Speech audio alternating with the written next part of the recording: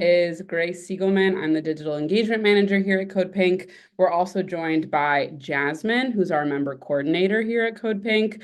We're so excited that you all decided to drop in on your Wednesday night for what we think and what many of our locals and organizers have been asking for. We think is a very important training to do right now, which is de-escalation and community safety training.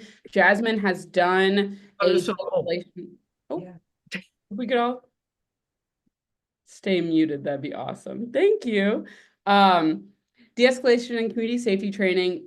Jasmine has done one in the past around de-escalation and some tactics and tools. And now that we have some updated resources and new martial trainings online, we wanted to continue this training because as many of you know, there's always a really intense crackdown on protests and organizing both online and in person.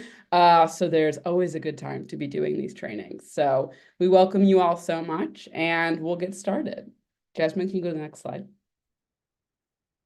Thank you. So this is just going to be a breakdown of everything we're doing today. As I said, please stay muted. Thank you so much.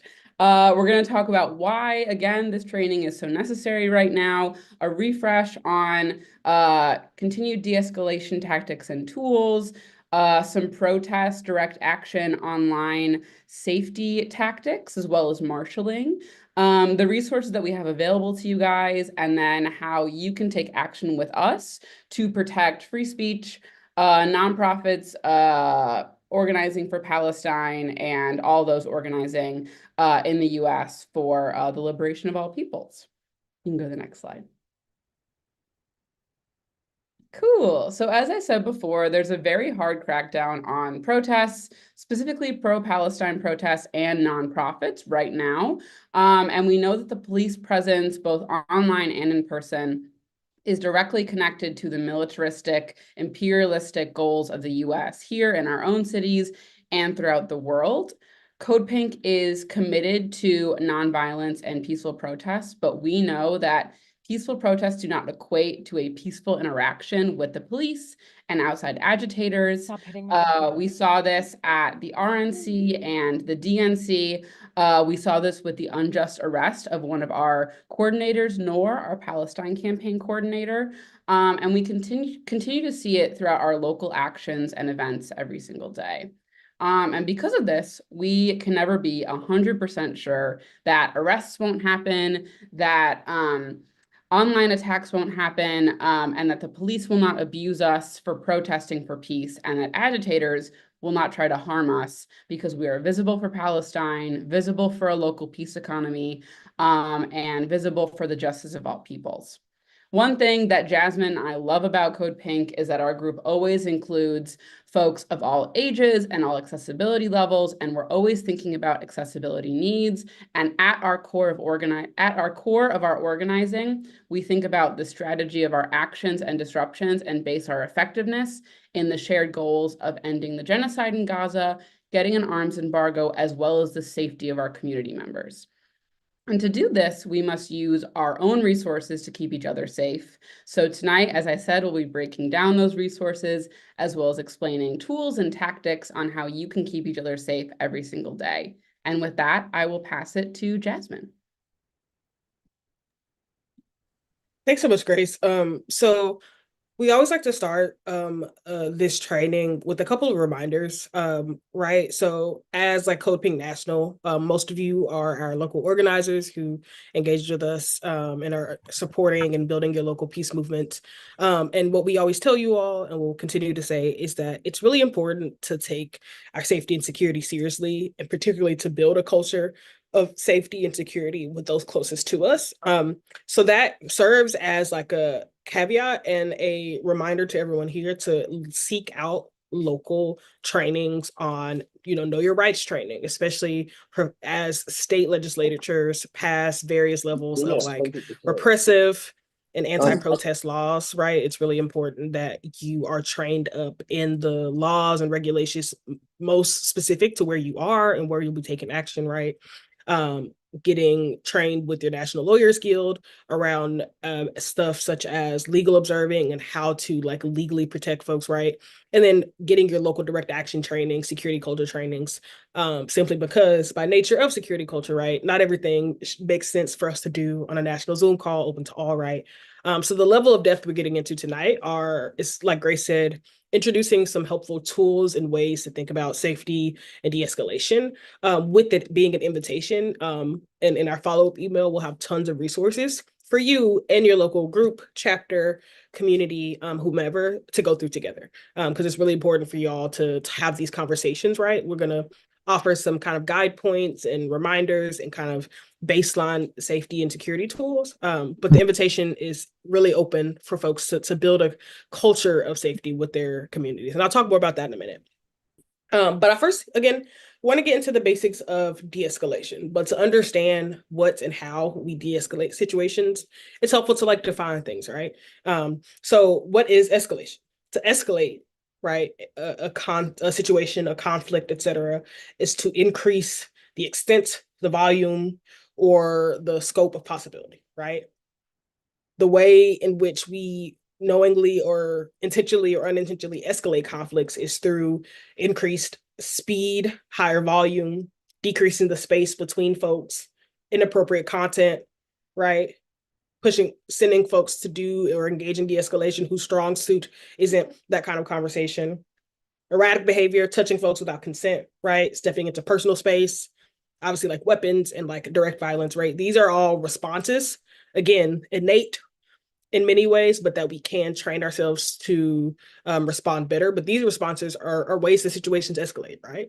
These are the behaviors that folks who come towards us with the intention to escalate, to agitate, right? You know, I'm sure many folks have seen Zionist counter protesters out there, right? Their goal is to agitate, and these are the tactics they use in some cases, right?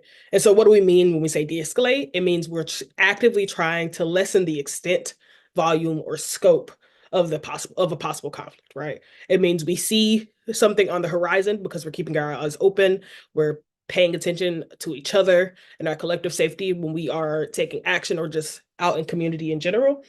And when we recognize possible conflicts, right, we start taking action to de-escalate.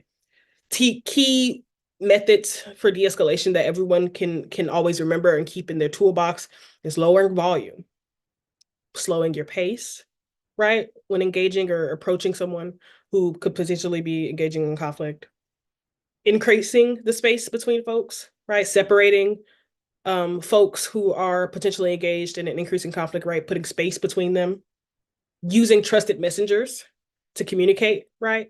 Oftentimes at protests, you'll see folks whose job is to be a police liaison.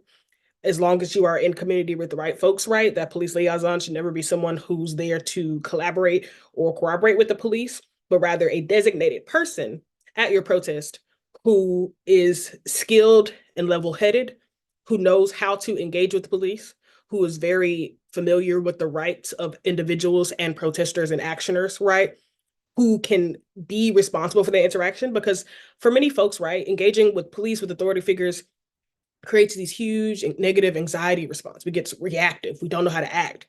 We might have the instinct to run or to raise our voices or to do so many things that aren't necessarily productive. And like Grace was saying, part of being in action means the police are going to show up, right? So part of the role of having a police liaison at actions is that there is someone who is prepared, mentally, legally, emotionally for those interactions. They can relay commands, whether or not we agree to any commands made by the police, right? But they are a trusted messenger, right? Appropriate and sensitive language, compassion, one of the most important, right? Active listening, and then as much as possible, encouraging or engaging in dialogue or discussion, right? These are the basics of what it means to escalate or de-escalate a situation. When we talk about, there's something happening. We were doing a community picnic, but on the west side of the park, some Zionists pulled up after they saw their flags. We need someone to go to the west side and de-escalate. What's on our minds, right? Immediately, we're trying to figure out how to put space between our community and the threat or danger, right? How to reduce the scope, the volume or the extent of the threat or danger, right? In a way that is comfortable and safe for those as much as possible. So those are some of the basics. But again, a big part of de-escalation is doing as much as possible to anticipate conflict, right? So again, as we continue to talk about things, we'll see that these are not just in the moment decisions, but these are conversations that we have to be having with our folks at all times, building a collective sense of awareness. Paranoia, right, folks, is never the goal, right? We are not trying to instill in our community members a sense that they can't ever feel safe going out and taking action with community because there's always so many threats. That's not the goal, right? The goal is for folks to be as prepared as possible so that we can and build as much trust among each other, right? Building conversations collectively about what care and safety mean to us all, right? So that when conflicts and agitation and escalations inevitably happen, we are all more prepared to respond better, right? So a couple of ways that are really important for us to anticipate conflict is one, having an awareness of our surroundings at all times when we're in action, right? Whether this is a protest, whether it is a family-friendly event like a picnic, a vigil, a banner drop, right? A rally, even a teach-in or educational event, a fundraiser, right? Any situation in which you are visibly gathering community members, it is really important to be aware of our surroundings, right? I'll talk in a minute. We'll talk in a bit about what are some of those specific things that we want to check for, right? But we always want to know the space that we're inviting community members in. We want to know those exits, right? We want to know how much we publicized said event or action so that we can understand in advance if it's possible we're going to get more than just our community members, right? Folks who already know us, and if we have more strangers. Strangers may absolutely be welcome at this action or event, right? But it is important to have that awareness, right? We'll get into it more, right? But there are other ways going into your event planning and preparation that you can build in an awareness for other folks, right? That's why basic fire regulations are things such as exits should be clearly marked, right? Some of these basics things are really important for ease of movement. A buddy system, right? You might have seen this in pre-protest infographics floating around, right? But it's a basic and it works, right? If you're going to go to an action of any type, making sure you have a buddy who knows you, who knows your risk level in terms of like at what point you will not stay at an action event protest if it escalates at a certain point, right? Someone with whom you have a rendezvous point if you get disconnected, someone who also, has your emergency information, right? Like the very basic of a buddy system, make sure that someone always knows that you are getting home, right?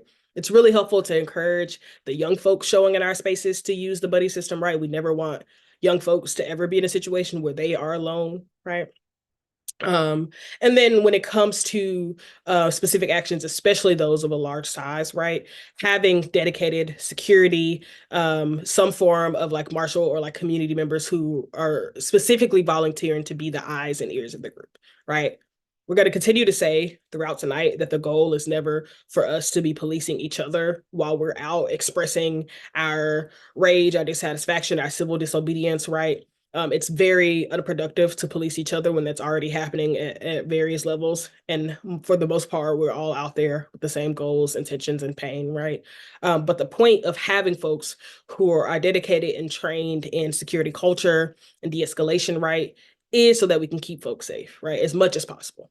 Is so that we have folks who are there, ready, and prepared with the composure to handle difficult situations as they arise, right? So when we think about roles such as safety and marshaling, it's not for the most part inward about talking, policing what folks are doing, but it's about keeping an eye on possibilities for harm, right? Is if there are folks engaging behaviors that could be harmful to each other, right? How are we inviting them in and being like, hey, whatever you're feeling, I get it, but I want to ask you to be aware of the folks around you, right? Be aware of how your movement and your action impacts those around you and what other people around you consented to, right? There are ways in which you can build in conversations and have folks who are the eyes and ears of your group so that folks are not surprised, so that folks can stay in the moment and stay with the eyes on our goals, right? Clear communication channels. can be hard to manage at an action, right? For example, if you're at something with really, really big numbers, we know that cell phone towers get scrambled when we're like in crowded places, right? If you've ever been to a big sporting event and you can't get anything to load right. But it is really important to have some form of on the ground communication. Most folks these days in organizing spaces use Signal and or Telegram for some level of encryption, right? Nothing is perfect. Sensitive conversations, the most sensitive conversations should always be held in person, right? But some level of secure communications should be available on the ground at all times. And part of our overall planning, right, is how would we communicate with our community if something goes wrong, right? If there was a disaster or an action, counter protester incident or something that went on, some type of emergency that our community should know about, right? How do we notify folks? What are our communication channels, right? Is there a rendezvous point that we clearly outlined before we started marching or moving or disrupting, right? Do we have a plan for our disruption that included what happens if folks get separated, right? What happens if some of us get arrested, right? What is our jail support plan, right? These things um, are largely matters of clear communication in our planning, but also in the moment. How will we communicate with each other on the ground? And do we all have everything we need in the case that we can't, right? Many folks might have seen the practice of writing your emergency contact's phone number like on your arm in Sharpie before going to an action that has any risk of escalation, or if you know the cops in your city have been particularly intense and repressive lately, right? These small measures are important to make sure no one is ever isolated without any contact with folks who are there to support them. And then, yeah, like I've been saying this entire time, risk assessment should be part of our action planning, right? It's not a matter of being paranoid. It's not a matter of discouraging folks from taking increasing and escalating action as we see appropriate, right? But in order to do so, we have to do our part to watch out for what might come our way. And so these are all the things, some of the things I should say, that can support us in anticipating conflict and being prepared in general, right, at the planning stage of our actions, as well as in the moment. And then in the case, right, when escalations and incidents, agitations, etc., unfortunately arise as they do, right? There are like multiple various forms of intervention, right? Direct intervention is what likely comes to mind for most people, right? And it encompasses a lot of action, but it is not the only form of intervening in action, right? If you haven't already, bystander intervention training is provided almost in every city, right? And it covers the basics of how to know what possibilities are available to you at any given time when a situation around you is escalating, right? But direct intervention, right? Using open and non-threatening body language with visible and empty hands, active listening, lower volume and slower movement, right? Many of these things that I named earlier, very specifically making sure that we don't touch people when they're angry or feeling any emotion or without their consent at all, ever, right? As much as possible, right? But direct intervention is any means of having a conversation with the person directly, trying to come to a resolution together, working to see what the potential, escalatory party might need, right? Every form of escalation isn't necessarily a threat or bad thing, right? These tools and tactics also apply to if something within our group happens, right? Many things are considered escalations, emergencies, etc. And so direct intervention is any method that involves directly engaging with the parties, right?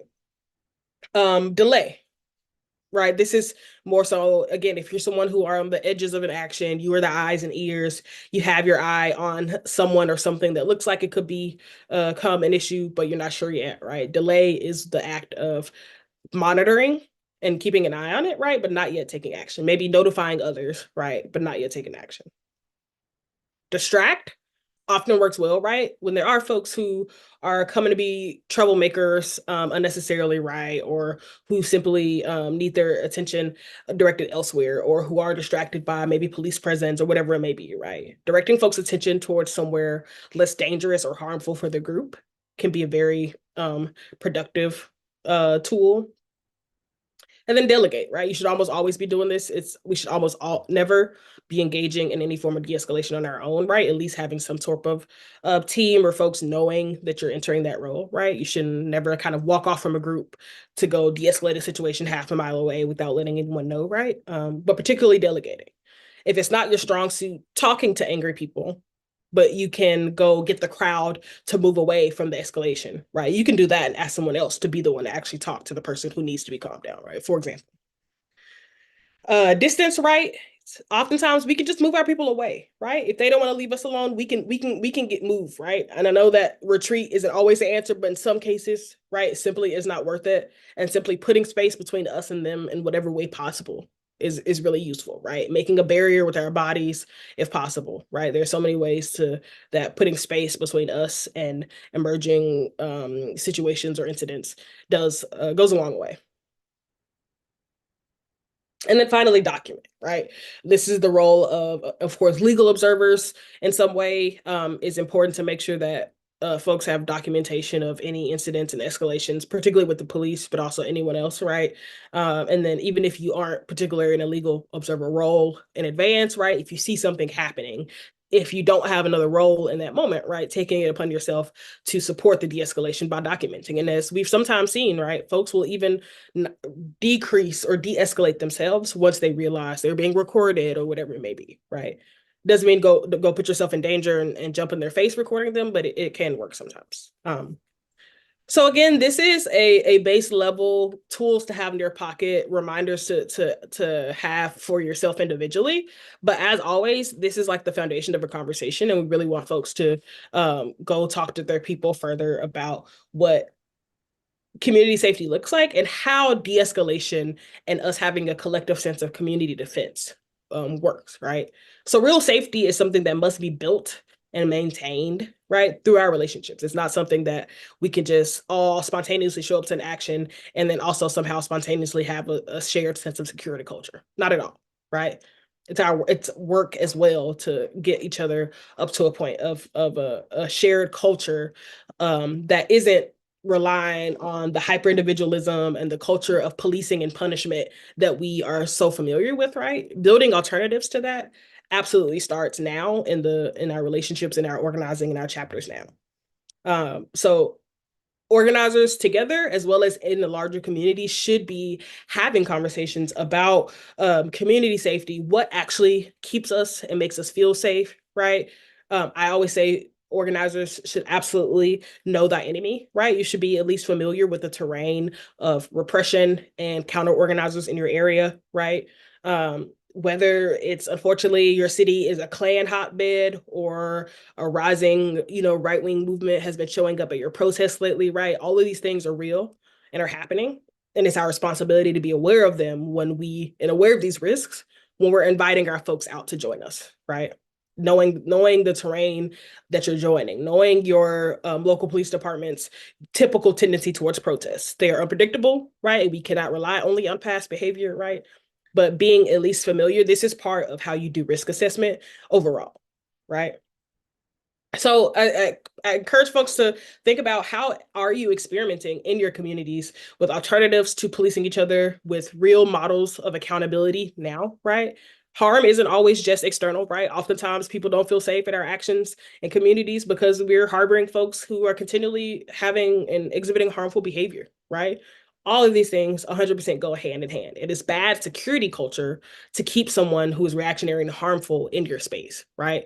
That unchecked violence will escalate, right? Will end up hurting other folks in the end, right? It is not good security culture to let conflict go unaddressed in our spaces, right? So how are we talking about accountability on a regular basis? And how are we showing our communities, the folks we are trying to move beyond complacency and move to be out in the streets with us, right?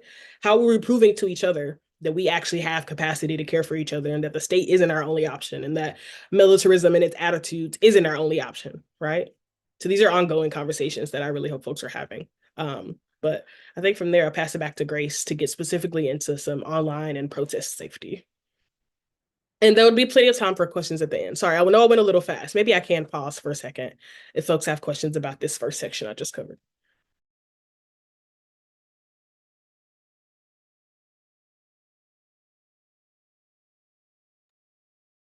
I have a question about a potential other training available. So I love that you said it's bad security culture to keep someone who is like reactive or unpredictable in your space. I wonder if you have advice or if CodePink has trainings on how to speak with those individuals, like someone who's on your side and their behavior is unpredictable. Yeah, Yeah, there's lots of. Oh, go ahead, Grace, actually. oh, you go, you go. I was gonna say, yeah, there's a number of resources out there that are all about like transforming harm, accountability culture. I look to Project NIA a lot for that kind of stuff. Critical Resistance is another organization.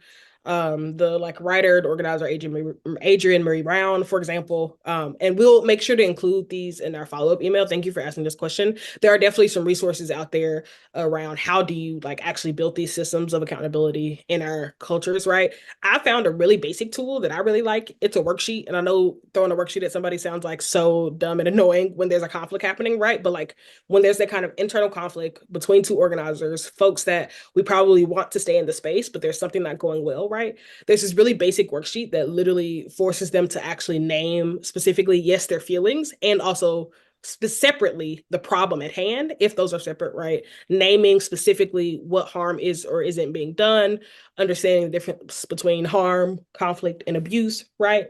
And geared towards specifically finding a solution. Because oftentimes internally, we're running around like chickens with our heads cut off, not looking for solutions for how to actually repair the harm. So I don't have an answer off the top of my head, but we have resources for folks to shape those conversations together, and we'll make sure to share that. Thank you so much for that question. And I think I'll get into it a little bit as well. Just talking about because it's a difference, right? You expect agitators, you expect police to be harassing you, causing harm, but you don't want to police those who are on your side and who are there for the right reasons, but might get emotional in the moment, might have a difference of opinion when it comes to communication or action or building your chapter, what have you. And a lot of those tools that Jasmine has brought up, I've used in the past as both a student organizer in person, and a worksheet. I agree is like it is like a, oh my gosh, I'm putting a worksheet in front of someone, but it can be so useful just to take a second, take a beat, and work together on something to put the problem in front of you instead of between you. Beautiful Trouble also has some really good resources. ACT UP has some amazing resources. We'll link all of these in our follow-up email, but I will describe a few other examples as I go through mine. So if you can go to the next slide, that'd be awesome.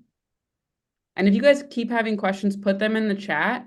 We'll try to get to more at the end if we can, but we do have a lot to go through. And this just means that we should be doing more of these trainings, and we should be doing maybe like a conversation discussion-based training in the future.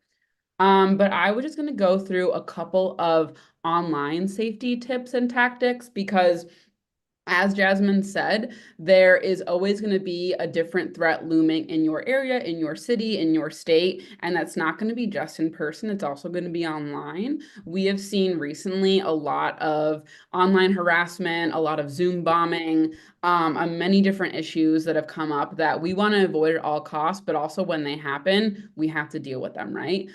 So here are just some proactive tips and then things to think about during in the moment when this harm inevitably happens and how to follow up with it. But the first is build that online trust within your group. Jasmine said already a lot about this. Oops, sorry, one second. Making sure everyone's muted. Awesome, thank you. Jasmine said a lot about this, and it's really important to talk with each other in person and on the phone online, because these secure chats are not always super secure. When you're talking on Signal, when you're talking on WhatsApp, Telegram, they're not going to be the most secure point of information. So being in person with each other and talking with each other is imperative, considering using platforms like Jitsi and Signal, and a variety of other online security platforms are also really important, but building that online trust in any way that you can to relay to each other that the information each other are saying is really important and needs to be secure is vital. And doing that in any form is super important. And also, I'll be remiss if I don't say this. Our co-founder Jody always exemplifies this to us, but no online platform is safe. It doesn't happen, no matter how encrypted it could be. There's always a threat of something happening. So having those conversations in person is always the top priority to do that most vital security work. With each other in a room together is the most important. And that's the easiest way to build trust too, right? Being together, seeing each other's body language, not relying on our phones to be doing that important work, but because so many of us are across the country and across the world, we can't always rely on that. So building trust with each other to decide what online platforms are the most useful is super vital. This one is kind of silly, but don't invite random people into your chats. We have a Chicago rule with our Chicago chapter that you have to come to one event before you're invited into our Signal chat. This is to stop any kind of like spamming or anything that is just like busy texting from happening because they know the rules of our chat, but also it's a security issue. We want to know that you have the same values as us, the same morals as us, that you want to see the same end goals as we do. And that you are contributing to the safety and security of our group. So by meeting in person, by meeting on Zoom before you enter those chats is a super good and safe way to make sure that your chapter stays as safe as it can. Thinking about Zoom registrations, specifically on Zoom bombing and what happens in Zooms, whether it's Zionists or other folks who are coming to agitate.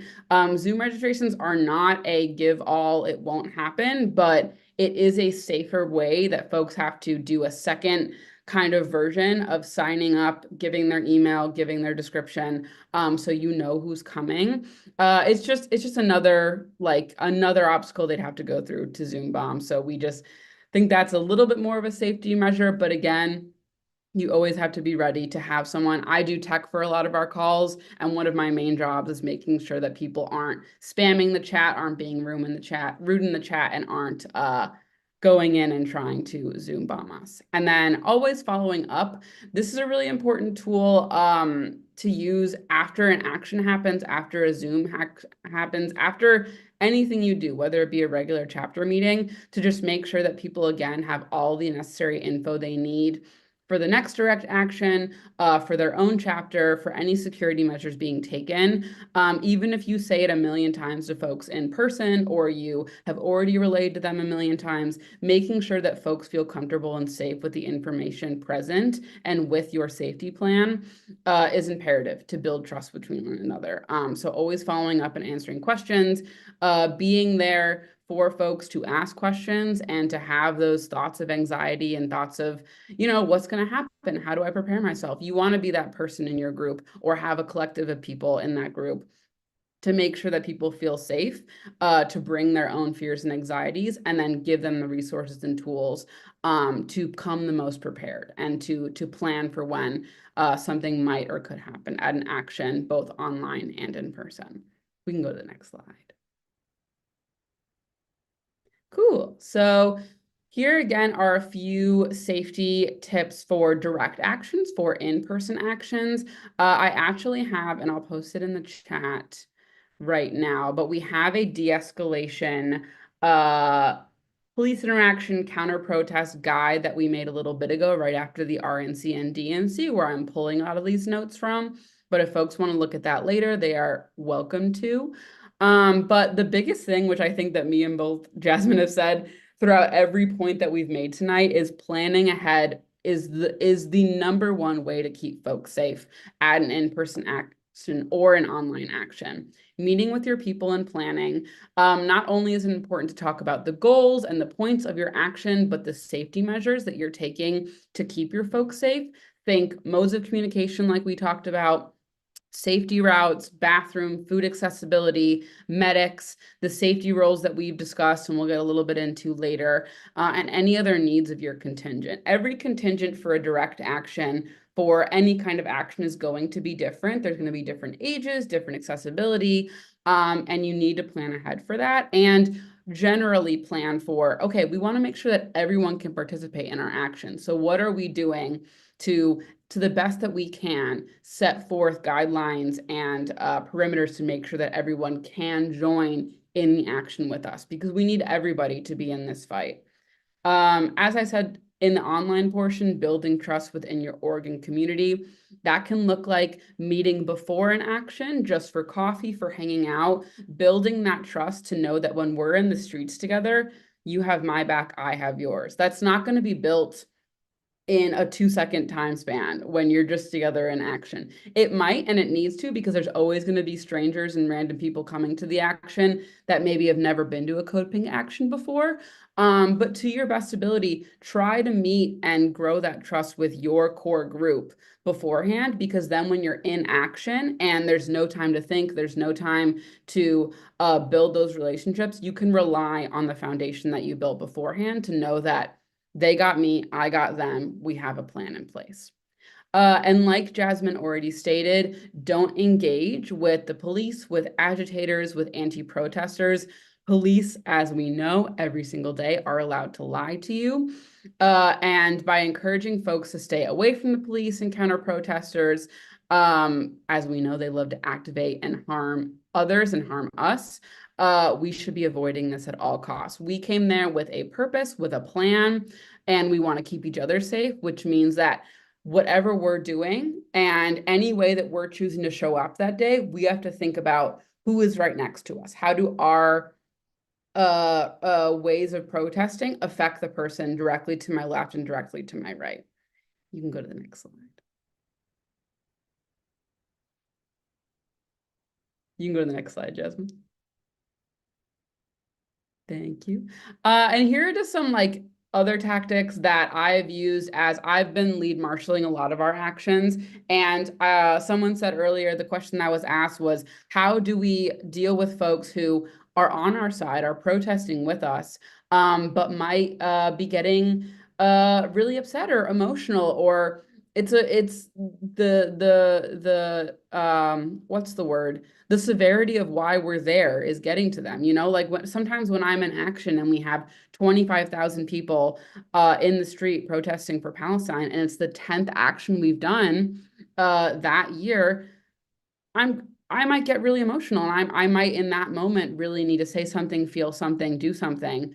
And that's okay. We should not be policing each other. We should not be surveilling each other or telling people how to show up and how to be in protest. However, our actions affect everybody else in the protest, as I said before, and we have so much influence over ourselves and over everybody else.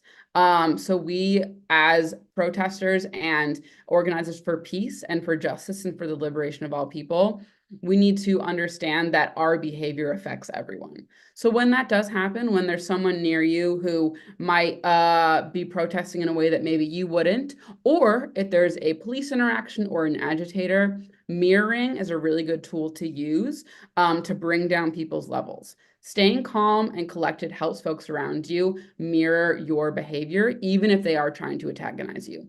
Like Jasmine said, if you use a calm demeanor, if you aren't matching their tone, if you're not matching their volume, they will most times come down to the volume and to the level that you're at. And then you can engage in whatever conversation you need to get away from that policeman, to get away from that agitator, to maybe let the police liaison know to come and talk to that police officer, to move your contingent away from the agitator, or to bring that fellow protester back with you into why you're there, into why you are organizing in the first place. As Jasmine said earlier, record. There were so many instances at the DNC and the RNC where we were done organizing for that day. We were packing up, and then all of a sudden we saw a bunch of police cars coming down the block and just taking protesters off the street for no reason. So what we did without even thinking was we pulled out our phones, made sure that someone was asking that protester their name, their date of birth, where their safety group is, so that that person isn't being disappeared without knowing exactly where they're going, and knowing what the circumstances were. So we were asking the police what they were doing, why they were being arrested. We had a lawyer with us, just happened so during one situation, to say this is unjust, this is unlawful, why are you doing this? And because of that, because we had recording proof, we were able to get with their safety group and make sure that there was someone to follow up with them to do some kind of jail support and support with them after they got arrested, and needed further details about their arrest. I will put in the chat, our Know Your Rights guide goes a little bit more into specifically police and arrest interactions and what to do for jail support, what to do for de-arrest tactics, and that can be an entire other training that we can go into. And like I said before, and like we've been saying this entire time, don't police each other. We are not there to act as police. No matter if you're in a marshaling role, if you're in a police liaison role, we are there to support each other while protesting and to carry on the message that other lead organizers might be telling folks. But we are not there to bring that message to our members and then to police them on it and to surveil them on it and to demand that they adhere to everything we're doing. That's not what we're here for. We're here for our values and our morals of peace and justice, but we are not here to surveil the way that everybody is protesting and to make sure that they're doing it exactly as we want to. That's never been our goal. And you can go to the next slide. I'll talk faster because we do not have a lot of time. But just some quick tips that we've learned through the 22 plus years that we've been an organization, also through a million of our sister orgs, through PYM, the Palestinian Feminist Collective, through SJPs, through a million orgs who've been doing this for much longer than we have and for how long we've been doing it and been influenced by other orgs. These are just some tips that we've picked up along the way. But have people be that line that we've been talking about.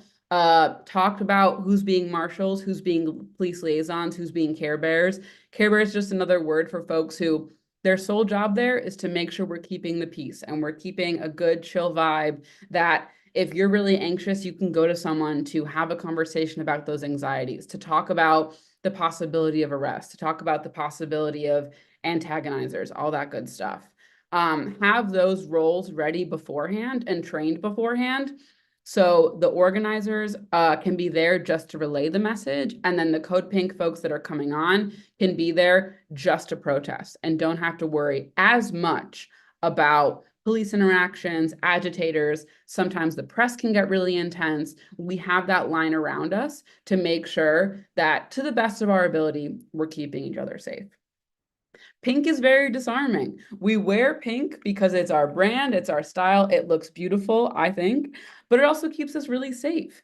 When we're in a huge 25,000 person crowd, like we said, that's a lot of people. And there's a lot of different other orgs coming. There's a lot of other t-shirts, there's a lot of other clothing that doesn't look like us. So then when we're in that contingent, we can lose each other really easily. So by wearing pink in any way, whether it's a pin, whether it's a t-shirt, marshals at CODEPINK Actions, National Actions wear really cute vests that are pink.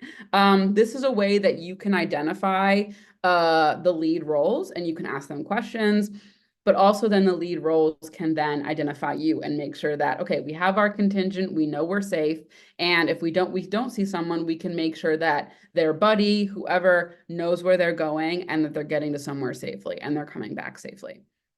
We go at our own pace.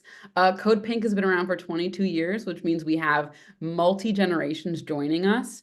And protests specifically are not a race. It is not a marathon that we're running. We just want to protest safely, and we want to make sure that everyone, no matter their accessibility, can be protesting with us. So we go at our own pace, and we always make sure that the back of our contingent is who is leading the way and leading the pace. So we always have, like, for our national mobilizations, we have walkie-talkies, which I really recommend, because then you can talk to your back marshals, to your back organizers.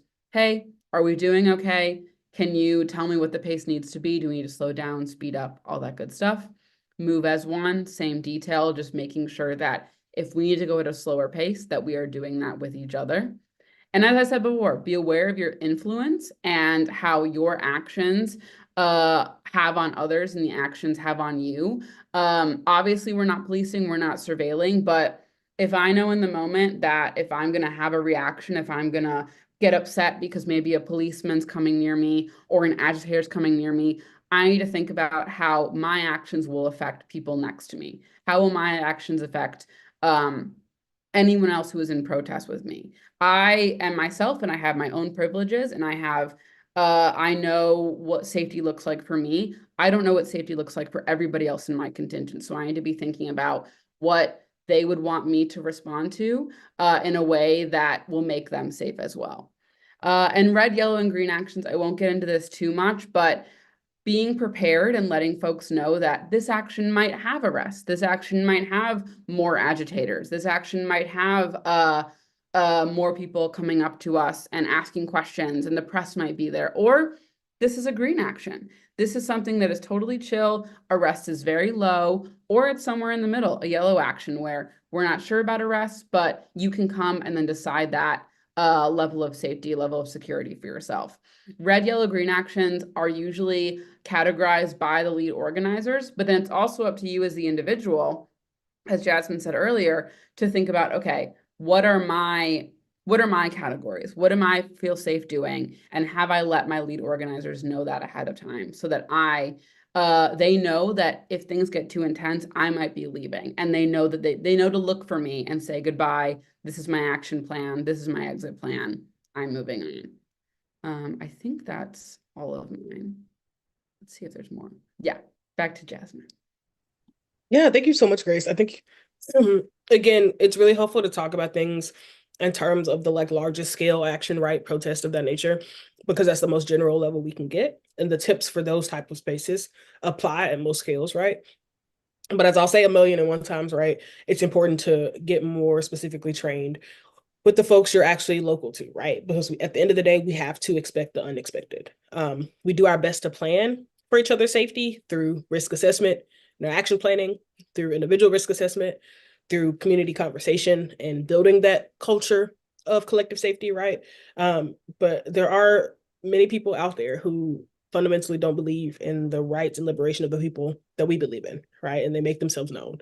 And so it's always important to just have a level of vigilance when engaging in any action, regardless of the perceived risk level, right? Like I said before, on the ground, communication is hard, but it's necessary, right? Figure out systems that work for you all. Have a rendezvous point, right? If that's necessary. Remember, like Grace said, cops escalate more often and more heavily than they de-escalate majority of the time, right? Oftentimes, if there's an escalator or agitator or counter protester there, the cops will do nothing at all whatsoever, unfortunately, and then we're left to defend ourselves. But if we act out of line, we get in trouble, right? Again, reasons why it's important to have these conversations amongst our whole groups, so that folks know, like, you're passing the message along to other folks, right? We get it. Not everyone fundamentally doesn't, believes that policing is harmful and all these things, right? We know these are conversations that folks are having all the time, right? You can tell anybody next to you at a protest, hey, maybe don't talk to that cop. He's actually not here to help you. I know he may say that, but he's not actually here to help you, right? Maybe let's come talk to me if you have a concern. Let me go help you find someone who planned this protest so they can help you, right? Because I promise you that guy in the uniform is going to choose that uniform over you, right? So our spaces are really great opportunities to have conversations, right? Hey, I see you're arguing with that person. It seems like you're both kind of just stressed out and hot. We've been out here for hours, right? Can I take you to get some water, right? Instead of this escalating into a situation that might draw the attention of the cops or might create a larger escalation, right? And so again, making these reminders that it's more productive to react to each other with support and with the reminder that we are all here collectively for the same purpose, rather than reacting from a place of fear or carcerality, right?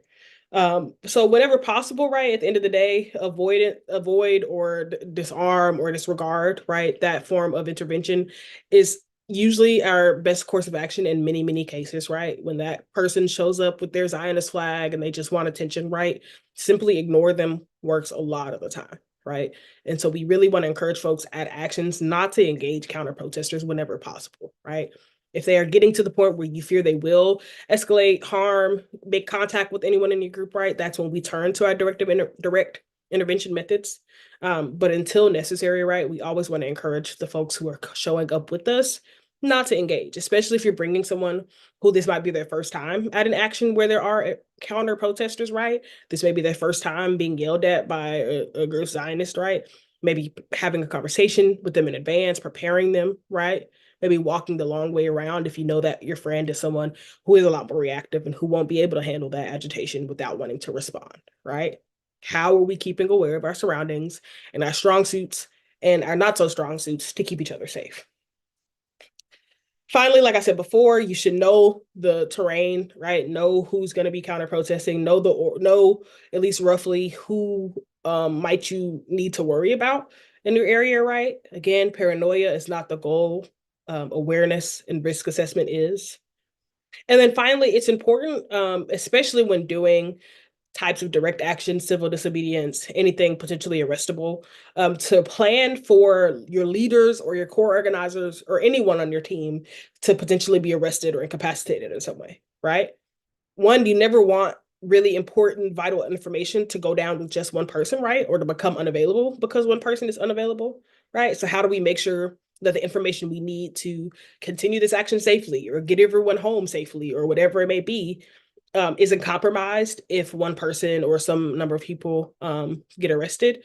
And as much as possible, right, understanding that, yes, legal observers make themselves clear that they're not part of the action, they're just observing. And yes, our security team and our young people and folks who obviously are non-threatening, right, will do as much as possible to appear non-threatening.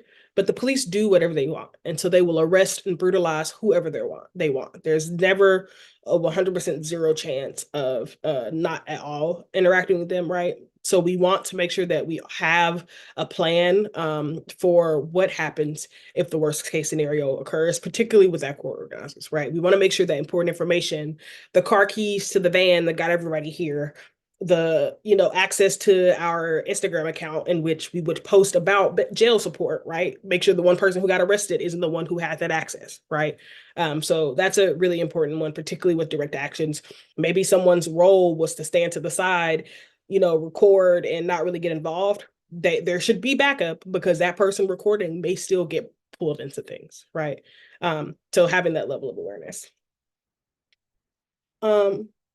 And yeah, so that's about it for us. We want to kind of open space again. I know we only have like a couple more moments for questions.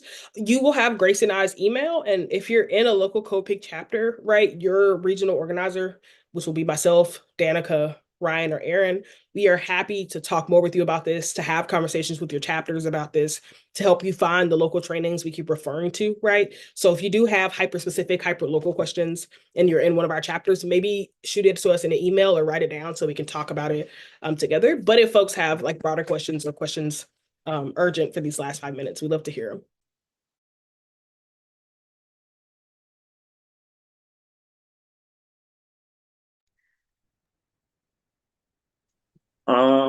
Are is it there going to be a CODEPINK protest in downtown Chicago on Saturday or no? Because I'm going to be going to that one either way. For this Saturday? For what's Yes. for what specifically? It's something pro-Palestine related. I saw something on Instagram talking about it, and I was just curious if CODEPINK was going to be involved or not, or if it's just a regular protest, because I'm going to be going to that one either way. Yeah, I think if there's a protest going on in Chicago, we're always supporting it. And Ben, I would put that in our Signal group chat and just let folks know that you'll be going and to get a contingent together. But we usually don't plan like a side protest if AMP, SJP, PYM, PFC are planning their own. We go and support. So I thought so, yeah. put it in our group chat and hopefully we can get a group to come together. But we will on that note of Chicago protests, we do have a protest planned with all those orgs and more for January for the inauguration day that we will be in direct planning with, and we'll be in the Signal group chat talking a lot All right, about. cool. For those regular Saturday Chicago protests, yeah, we're always trying to build the contingent to go and support. All right, cool. Yeah, Jacob, we'll send a follow-up email before the end of this week, probably tomorrow. And we will send everything we have. So links to Beautiful Trouble and other like toolkits, resources, conversation starters, all about both how to deal with external folks, but particularly how to deal with internal conflict as well. We don't have all the answers, but we have some places that you could start. Oh yeah, I did see Eleanor's question. That's a really tough one in terms of like counter protesters showing up with loudspeakers and that. It sounds like your group does need to sit down and think of a security plan, right? That could look like a number of things, right? It could look like leaning on visual heavy protests. You can be a very effective silent protest, right? It could be huge overbearing visuals because no matter how loud they want to be, right? If people can see us, that's what's important, right? Maybe that's the direction you all take, like banner drops or things of that nature that or it looks like picking locations for your actions that have some level of barrier or give you all the ability to create a human barrier between yourself and, a distance of space that those folks won't be able to reach you. Therefore, so whether it looks like you're going to be in a park, but you create a human barrier at with a distance folks can't reach you or something of that nature. So yeah, I don't know. I definitely encourage you all to sit and have that as an actual security conversation. I'm sure you already have, but consider if there are other community organizations you can call on. There are community defense orgs out there who are happy to show up and kind of be, some strong arms there to be as intimidating back as they are, right? We have Brown Berets here and a couple other organizations, right? So yeah, I'm sorry I don't have a more specific answer. But maybe even your local National Lawyers Guild will have a more legal answer, right? The cops aren't doing anything in that moment, but do y'all have any legal repercussion for like, I don't know, harassment? Sounds like harassment to me. But yeah, Eleanor, did you want to say more? Yeah. Yeah, I just want to say that things like this happen not frequently and they're random. So it makes it really hard to prepare in the way that you're talking about. And I guess we just need to ask around what other people do. If it were something that happened frequently, we could be prepared for it. But when it's random and infrequent, it means you spend a lot of energy creating things that you probably will not need and carrying stuff that people have to carry all the signs and whatever it is that it becomes prohibitive. So I guess we'll just have to ask around. It's only happened a couple of times, but it is, to say the least, annoying. So sorry that happened, Eleanor. It is the most annoying to have to put all of your energy into over preparing for a threat that has happened and now is happening randomly. But I think that really does give truth to this entire presentation of having that trust with each other and knowing that, okay, we cannot carry all these signs. We cannot have the largest sound system in the world, but we can plan our protests maybe near a friend's house or near a school that we trust or a church that we trust, that maybe we can store our signs, we can store our sound system, we can have a place for safety if things do become out of control. We need to leave there immediately. I think, like Jasmine said, sitting down and thinking about everything that comes with safety, aside from the actual interaction that you can build into your actions, like location and those online chats, may not remedy every single threat that you're getting thrown at you because they are so different and they are so random, like you're saying, but they might remedy right in the moment. Okay, at least we have a place we can go to. At least we can get some signs that we stored right next to us. Something in the moment that is not a lot of weight that we're carrying, but it is a few obstacles that these agitators now have to go through to not be able to stop our event. I did see one more question in the chat, Eleanor, before we have you go again, and it's 7:02, so we are we've already come up on the hour. But someone asked, could we do a training in the future on how just because this is a feminist space doesn't mean all other isms suddenly don't exist in the space, and how to make a protocol where people need to be called in or how to do that. That is something that I think is core to Code Pink education, is that feminism must include anti-war efforts, anti-imperialist efforts, environmental justice efforts, and the liberation of all peoples. Feminism has to be overarching and has to be this general umbrella that includes all other fights for incarcerated people, for undocumented people, disability justice. Literally the saying that we're not free until we're all free has to be included in your feminism at all times. And that can be a really hard thing to articulate and to articulate quickly.